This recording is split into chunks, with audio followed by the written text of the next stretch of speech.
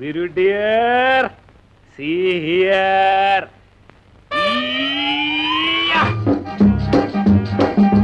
Hede hede hede hede तन्हा ओरे ओरे ओरे ओरे आया.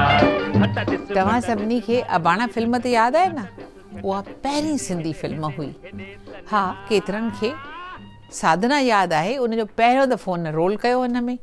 पर फिल्म डायरेक्ट कई हुई धर्म कुमार यानी दीपक आशा ऐं फिल्म जी शूटिंग थी हुई उल्हासनगर जे कैंप में. ॾिसो ही कीअं न सिंधी पिया नचनि. वाह.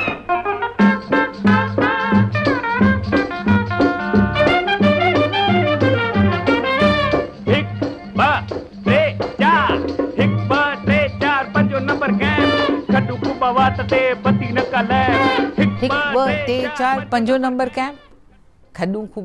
ते बती नका लैम्प.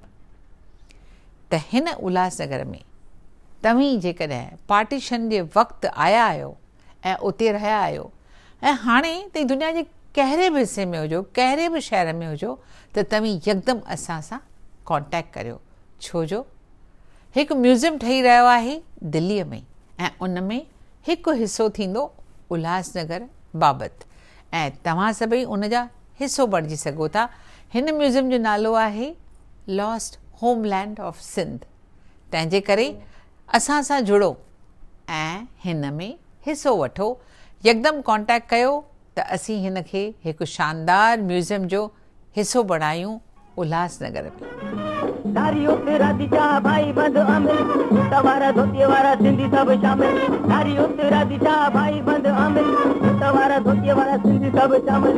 सिंधी सब शामिल तो दिल सा मिले दिल हो, दिल सा मिले दिल हो.